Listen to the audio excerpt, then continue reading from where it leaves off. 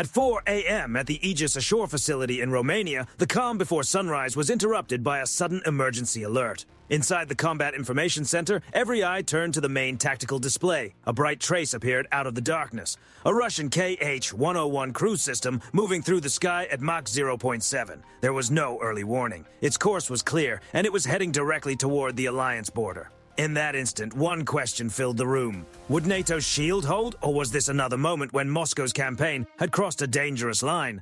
But this was not a simple navigation error. It looked like a carefully shaped signal from Moscow, a test meant to measure NATO's response time, its rules of engagement, and its political resolve. They wanted to see hesitation. They wanted to know if the alliance would pause. What they found instead was not panic. It was a network coming alive.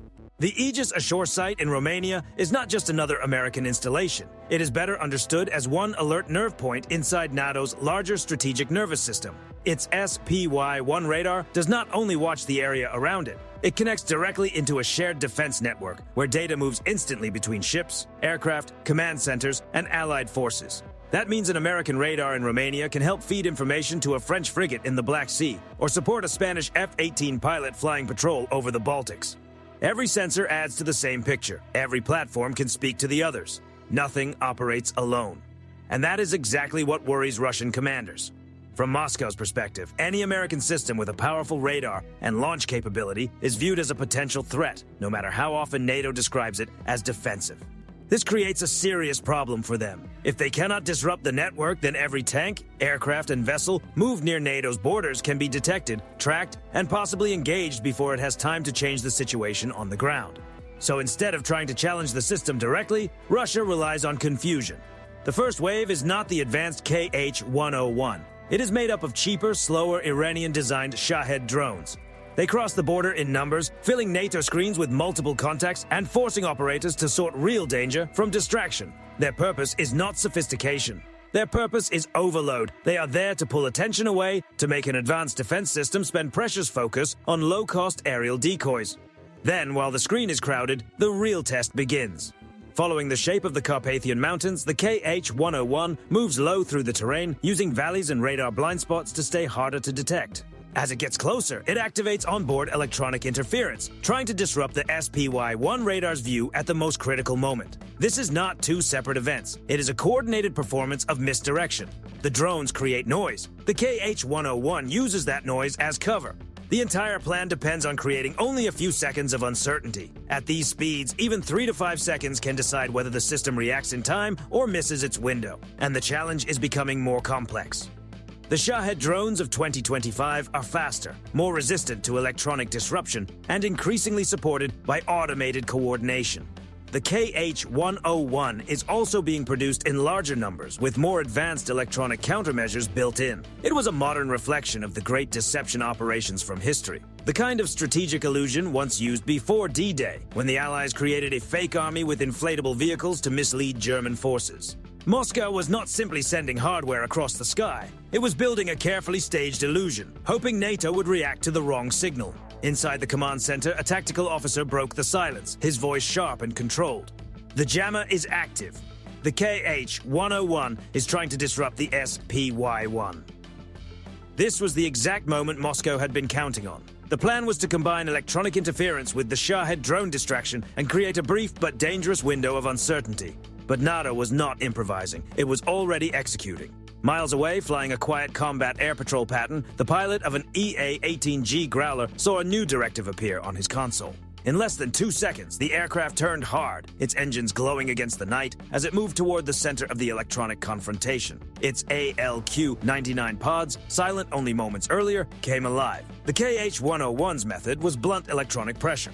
It tried to overwhelm the SPY-1 radar with noise, flooding the signal space and making it harder to see clearly. But the Growler did not respond with more noise.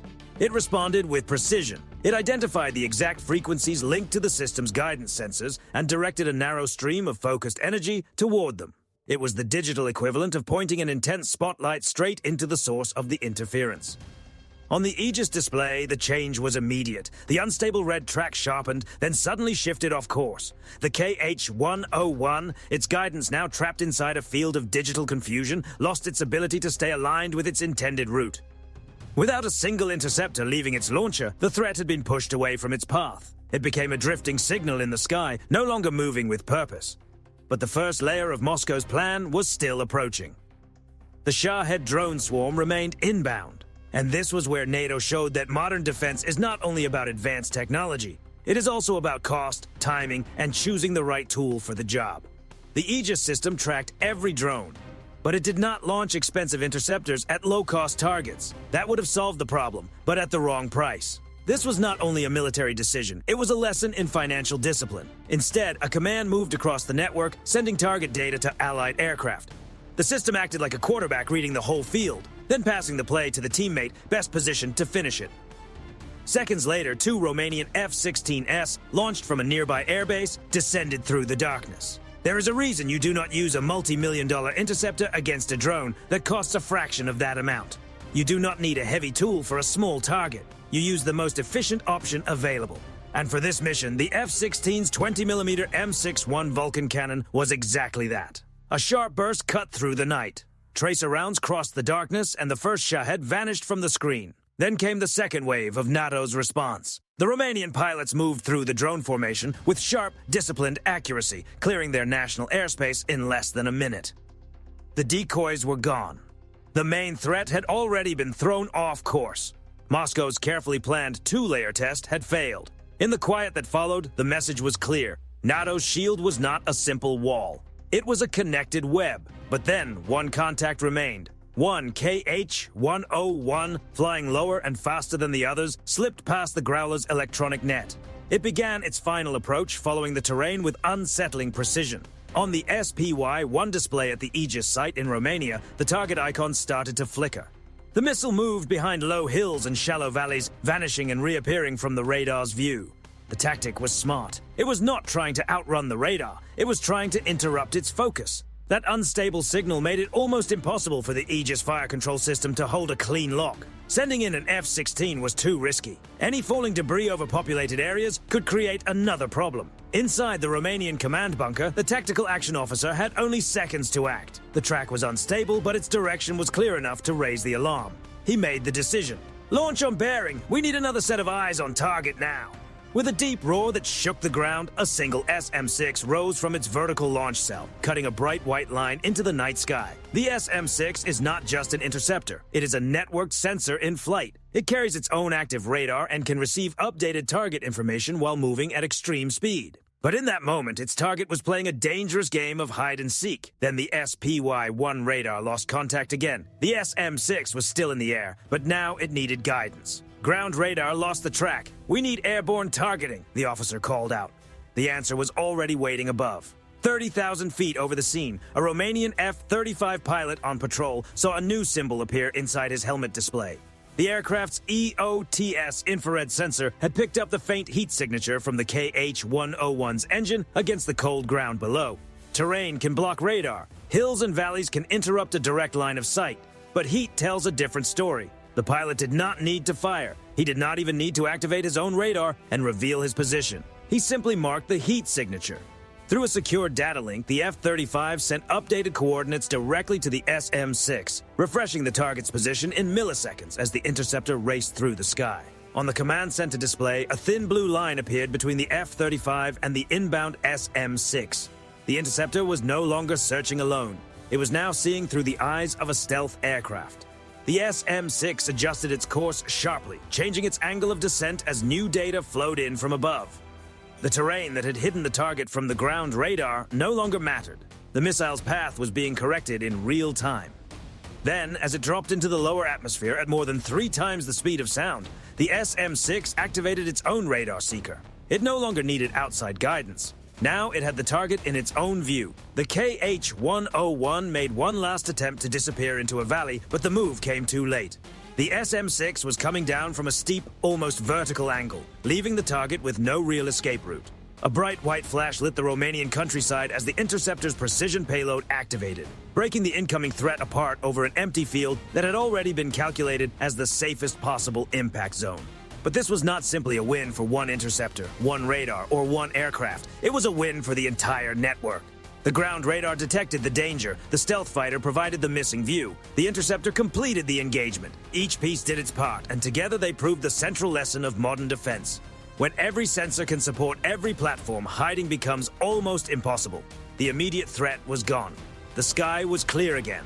But for NATO, this was only the end of the first act. The real confrontation, the one Moscow had been waiting to measure, was about to move from the airspace over Romania into diplomatic rooms, secure briefings, and the wider geopolitical chessboard. This was no longer just an incident. It had become an international crisis. As the sun rose, simulated headlines began appearing across secure screens. NATO Article 5 under discussion. Russia denies involvement.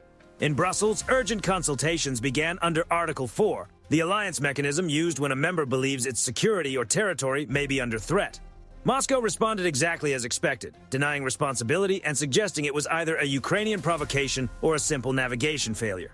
But Washington and NATO were not going to respond with a dramatic strike or a single incoming weapon. That would have taken the situation far beyond the level of Moscow's gamble. Instead, they chose something colder, slower, and more strategic. They tightened the pressure. First, a temporary no-fly zone was established along the entire border. It was not a warning wrapped in polite language. It was a firm line in the sky. Any aircraft or drone crossing it would face an immediate and clearly defined response. Then came the visible signal. The USS Gerald R. Ford Carrier Strike Group, already operating in the Mediterranean, quietly shifted its area of activity farther north. This was not an announcement of open conflict. It was something more controlled. The most powerful concentration of American air and sea power in the region, making sure its presence could not be ignored. The message was silent but unmistakable. It was not sent through speeches or radio channels. It was sent by 100,000 tons of floating American territory moving into a position where everyone could see it. But the most serious signal came from beneath the surface. The U.S. Navy did not launch anything. It did not need to. Instead, a highly classified Virginia-class submarine, a silent platform built to remain unseen, briefly surfaced at a strategically important maritime choke point. Just long enough to be noticed. Just long enough for Moscow to understand the message. It was a signal the whole world could understand. Normally, a submarine's greatest advantage is that no one knows where it is. Its silence is its shield. But in that moment, its brief appearance sent a very different message. We are here. We know where you are. And our long-range capabilities are ready. Do not test this line again. This was deterrence carried out with extreme precision. The goal was not to create chaos. It was to make the other side clearly understand what stood in front of them. Not one ship, not one aircraft, not one radar station, but a fully connected force able to respond from multiple directions at once. The message was simple. Any further move would not be answered in the way Moscow might expect. It would be answered by an integrated system with far more reach, coordination, and power than the original test had accounted for. That was the real victory here. Not just advanced hardware, not just speed, not just force. It was patience, discipline, and the ability to show strength without losing control. So what is the real lesson from this early morning confrontation? Modern warfare is no longer only about who has the largest missile or the most dramatic firepower. It is about who can detect, decide, communicate, and respond faster. It is about the strength of the network. Russia brought powerful individual tools into the scenario.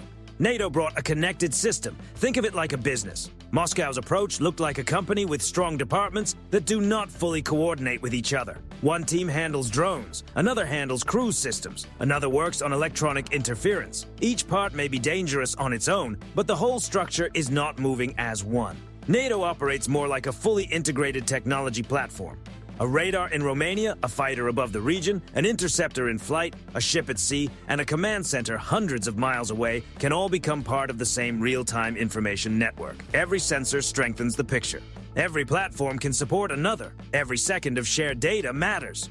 Russia's plan failed not because its equipment had no power, but because its overall system was outmatched by something faster, smarter, and more connected. In this new era, the speed of your network can matter more than the speed of your aircraft or missile. The side that sees first, understands first, and coordinates first often controls the outcome before the other side realizes the moment has passed. But this was only a probe, a test, a controlled attempt to measure the limits of NATO's reaction. The larger question remains, what happens if Moscow stops testing the edges and chooses to apply real pressure? Should NATO continue answering these moments with careful, measured strength?